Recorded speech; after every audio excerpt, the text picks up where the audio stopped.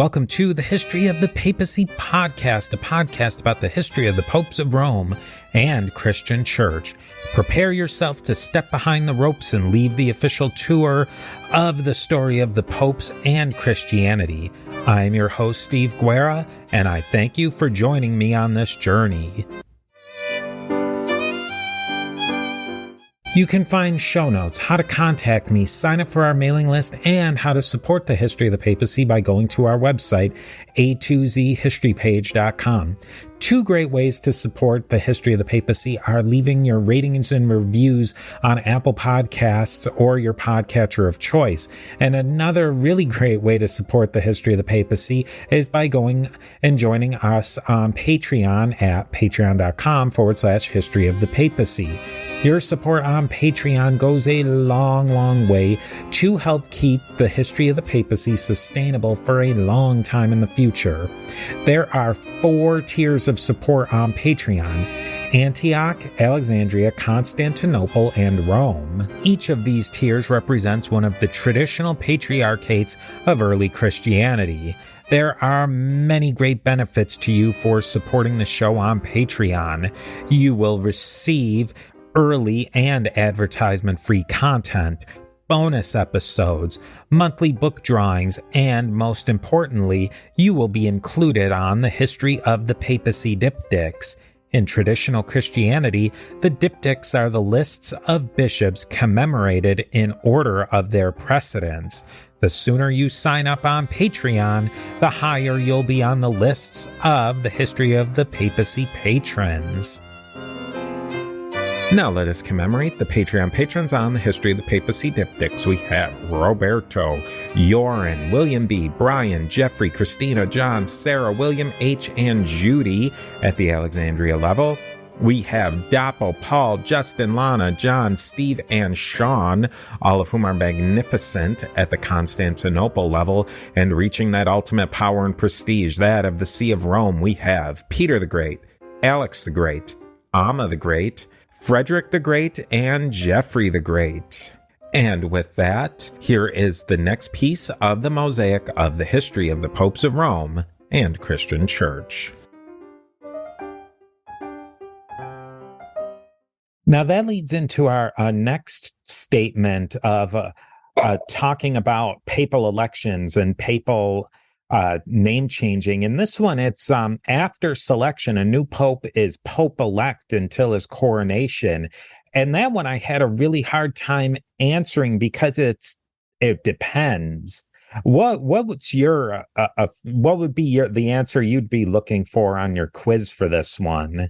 Well, I think that according to canon law, and custom before canon law was codified, the Pope was Pope when elected. And because I believe that you have some popes who only served a short period of time, days, who never went through the coronation process, but who were listed in the official list of popes. And I think they're listed there because under church law, when they are elected, they're immediately the Pope. There's no, the interregnum ends, when the election, when they, send up the white smoke, today, to signify, Habemus Papam, you have that, and everybody knows. But I'm pretty sure that that the Pope is considered and has all the authority vested by canon law in the Pope immediately on election. I think that was one of those things where earlier in the papacy, before that was codified, it was kind of a question mark. And then when it was codified, they backdated those popes. So I want to say, I cannot think of the shortest pope. There was one in the 1500s where I believe that it was codified by that point, but then there was one that was really early, and some said that he was actually the Pope, some said he wasn't, but now by the current rules, he was Pope as soon as you're elected Pope. Yeah, even if you're not coronated, you're still considered the Pope. Well, like I said, when Formosus died, Boniface VI um, was Pope for 15 days, and he's the one who died of gout, and then he's succeeded by, like I said, either Stephen the Sixth or Seventh, um, and to get everybody together, and of course, there have been some interesting stories about, even after the investiture controversy of 1059, and the cardinals were then, given the sole power to pick the pope. It really wasn't still the sole power, was it? Because the Holy Roman Emperor still retained. In fact, you saw this up to the 20th century. The old Hungarian Empire, the emperor still claimed to have a veto power over the selection of the Pope as late as 1900. Then there was the popes during the 600s and 700s who needed to have official sanction from the Byzantine emperor, and there was popes who were Byzantine emperor did have say over that. And there was popes who were popes for months, and I think there was one who was even pope for over a year, that they never got their official coronation because it took that long to get official word from the Byzantine emperor, but they were still pope in every single way otherwise. That's right. Now let's take a look at this one. No pope has ever been assassinated. That's a really good one. I think I'm going to say that's a definite false. No, I already told you one of them, Stephen the Sixth or Seventh. And Formosus's gang got him, but there have been others. And if a lot of those assassinations happened again during that dark ages period of the papacy, if I'm not mistaken. Yeah, and there were a lot of poisonings. Food poison. They would kill the Pope with food poison. And you're not talking about martyrdoms either. We're talking about we're talking about murder. Yeah. So that's I don't think most people, that would probably be something that would shock a lot of people, is how many popes have been murdered and when they happened. Yeah, there's probably a good, on the murder side, probably a good 10, 12 at least. Now, the next one I think is surprising as well, is that no pope has ever been married. And what's the official answer for that one? Well, it's false. I mean, and if you view, I mean, we know a lot about St. Peter. In fact, we know more about St. Peter from the Bible than we know about any of the other apostles. Even Paul. Paul didn't talk about himself a lot. But we know a lot about Peter. And we know that Peter was married. So clearly, Pope one, if you consider, and that word wasn't even used, and that's another thing that often surprises people, Stephen, is that you say, well, it wasn't altogether clear that the Bishop of Rome was in charge. And there was a gradual shift, over time, when the bishops of, Alexandria and Antioch and Corinth, and when they would correspond with each other, they'd call each other brothers. And all of a sudden, one day, the Bishop of Rome starts writing to his fellow bishops and calling them sons. And that went over like a lead balloon with some of those bishops. They're like, who are you to call us sons? And what is your authority? And of course, then they started, claiming the primacy of Peter, and, throwing Matthew 16 at them and everything else. So, yes, there have been, and it wasn't just St. Peter who was, a bunch of them were. Steve here. We are a member of the Parthenon Podcast Network, featuring great shows like James Early's Key Battles of American History podcast and many other great shows. Go over to parthenonpodcast.com to learn more. And here is a quick word from our sponsors. I think it probably isn't out of the realm that up until maybe the 500s, 600s, that there could have been popes who were actually married as bishop, because that wasn't uncommon in other places for married bishops. That's exactly right. Now, I think this is the one we'll wrap up with today, but I think this is one of the most interesting ones. And it opens up a lot of other avenues of discussion is no Englishman has ever been elected Pope. And I think my first thought would be that, yeah, that's true. And am I correct in saying that that's true? No, there's that. It's false because Hadrian IV actually is the only Englishman who's ever been elected Pope. I would love to know more about him because his papacy is in the 1100s. So they don't have any real biographical information on who his parentage was or his ancestry. My guess is he would probably have been a Norman French at that point. So he probably wouldn't have been an Anglo-Saxon, but he could have been. It would be really interesting to know more about him. Yeah, I agree. I do not know much about Hadrian the Fourth. What I do know though is that when you talk about popes and their names, as I think we could all acknowledge, the country of France has been a pain in the neck to the church and to the popes almost since its founding. You had the famous battle. That Papacy VIII ultimately lost to Philip the Fair in the early 1300s. That Dante, writes about and puts Boniface in the 8th or the ninth circle of hell. I forget. He might have been in the ninth, but so yeah. But the thing that I was going to point out about names was if it's a Clement, it's probably French. He's probably a crappy.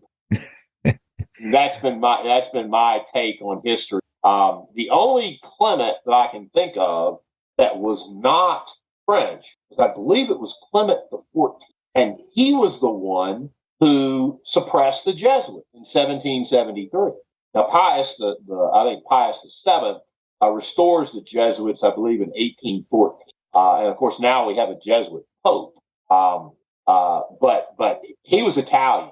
Clement the 14th was Italian.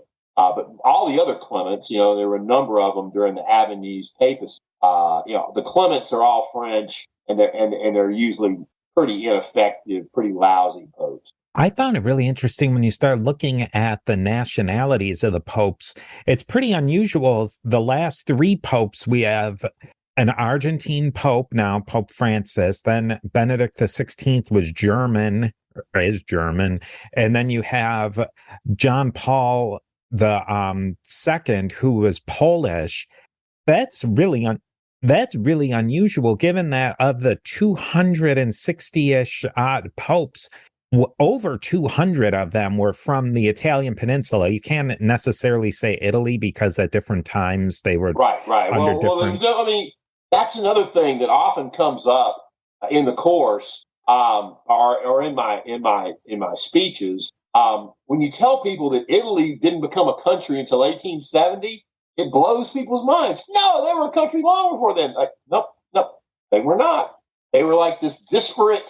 The Pope had, the Rome, it had the papal states kind of ebbed and flowed depending on the powers that be. The Lombards, kind of took part of it, and then finally, Pope Leo, because his predecessor, Hadrian, had been very close to Charlemagne. But then, when Leo succeeds Charlemagne, it was actually one of Hadrian's gang who got Leo III and almost cut his tongue out. And that's when he summoned Charlemagne and said, please come restore order in Peter's holy city, which he did, and slapped those people back and finally put the Lombards out of commission. He just said, you made me come here 3 times to deal with you. Now this time I'm going to deal you a death blow. And he did. I mean, and the Lombards, they were still there, but he kind of took the fangs out of the Lombards, at least,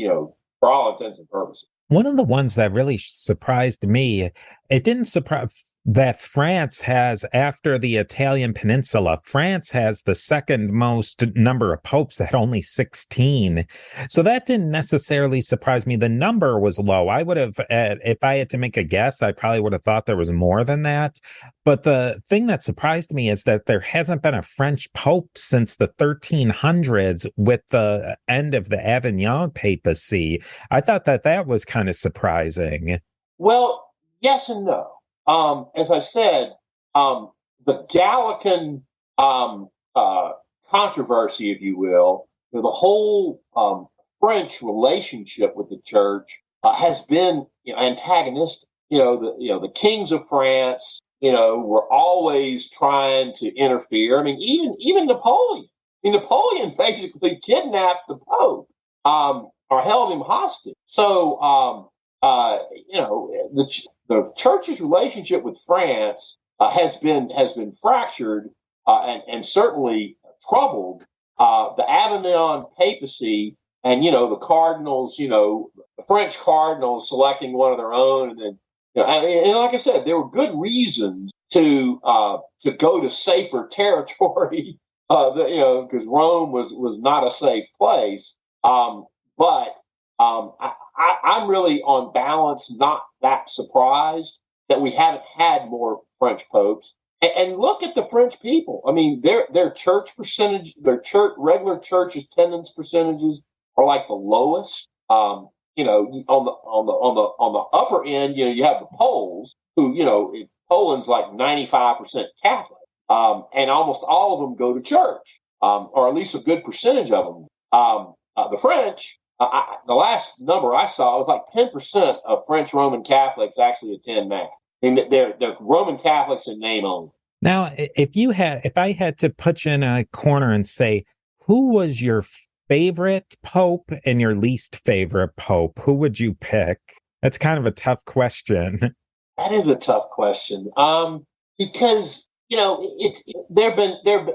be honest, I would have to, as far as impact on the world, and that may not be the right measure, but I'd say Pope Saint John Paul II, for ending, playing, the partnership of, Ronald Reagan, Margaret Thatcher, and John Paul II basically was the death knell of the USSR.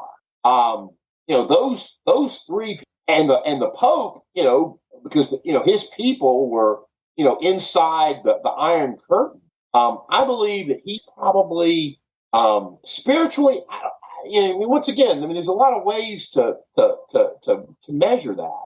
You could certainly say that the popes that have earned the name the Great, Gregory the Great. I think, was it Sylvester? I think there are only two that have actually earned the name the Great. Leo, I think it was Leo.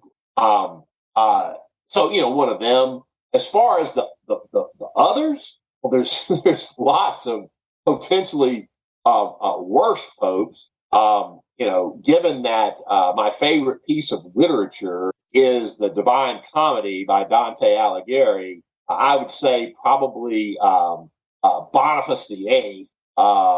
But you could certainly make a case for Alexander VI, or any of the popes that were really, really bad with simony and nepotism, which many of them were.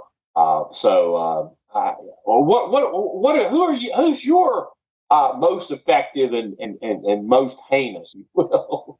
I think maybe because I've been reading so much about Pius IX, there's something I really respect about him, that he could have folded so easily at many parts of his career, but love him or hate him, agree with him or disagree with him, he stuck to his guns when it was really difficult to continue to stick to his principles. And maybe he didn't really have principles, but he took a stand and he stuck to it. And I think that we're at about 150 years after his death. We're still really, the Catholic Church is Pius IX's Catholic Church. And in the 2,000 years of Roman Catholic, Latin Christianity, there's not many popes who have put their stamp on the papacy for as long as he has. Well, it's interesting. And it's really a phenomenon because normally, the Pope was a secular ruler, okay, until 1870. And the Pope was deposed. Now, we know that in other countries, we live in a country where, we tend to respect. Now, we had problems in the last election, but it's an anomaly, okay? We tend to respect, the election. In other countries, losers start shooting, more often than not.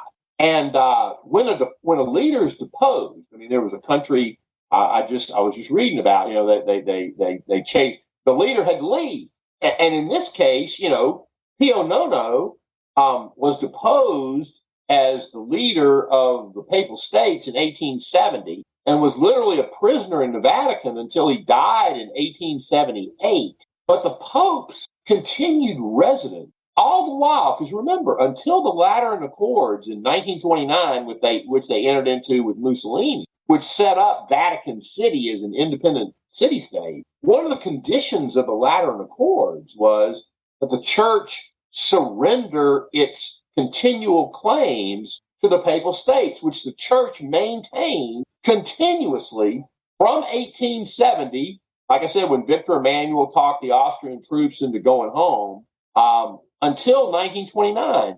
So that period of 59 years, what you had was, who were the popes? You had during that time period. Okay, you had Pio Nono till 1878.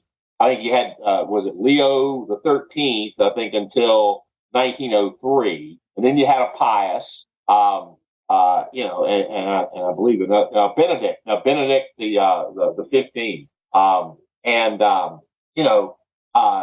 But for that 59 years, those people, it was amazing that they were able to survive. Yeah. Because the whole time they're saying, this is really our territory. And, like I said, normally when a deposed ruler is deposed, they're either, killed or they, escape and go into exile. But the Pope stayed there. You're like, no, we're sticking around. and I think that may be the point you're making about Pius the Ninth, or I love the Italian name Pio Nono. He's like, this is my story and I'm sticking to it. This is my territory and I'm sticking to it. And even though you take away, my right to govern it, I still maintain that I govern. Steve here again with a quick word from our sponsors.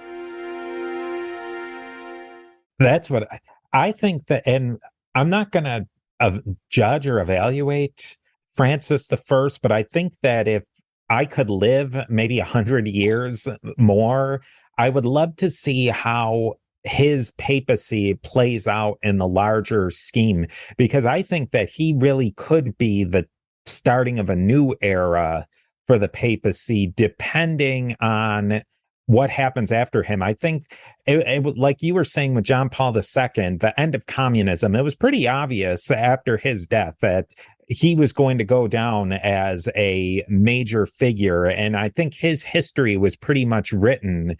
I think it's going to be very interesting to see some of the trends that started under Francis, how they play out after his death and in the decades that come after his papacy.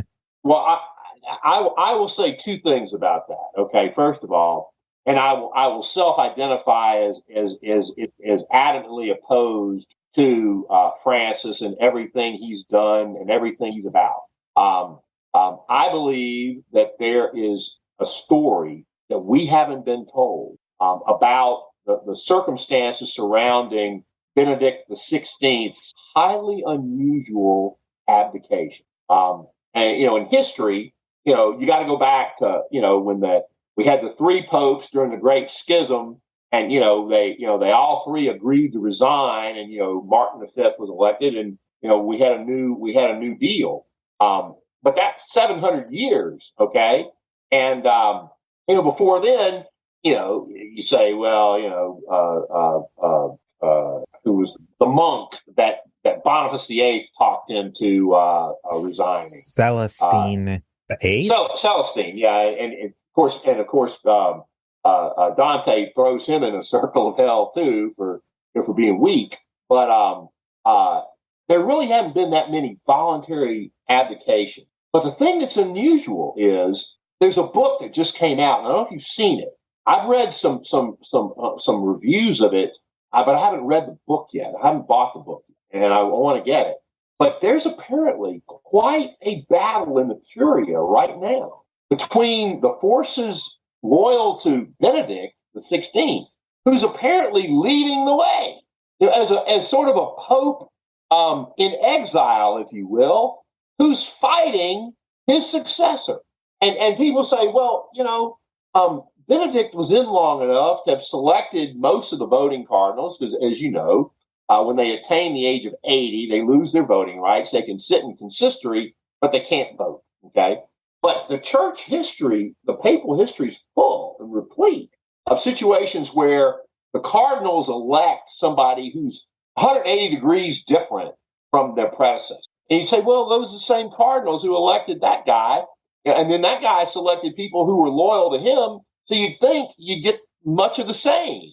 But that hasn't been the case in the church's history. And I don't know if, to be honest, I have grave doubts that Benedict resigned voluntarily, and it will not surprise me if history confirms my fear that something happened, and then all of a sudden you pick a guy who couldn't be more different than Benedict the 16th. Okay, I believe that Francis's history and how he will be remembered in history 100 years hence is going to depend in large part on who his successor is. Because, as you know, the winners write the history. Yeah, that's going to be huge. They denigrate the losers. And usually it's much worse than the losers deserved. But, to the victor go the spoils, as they say.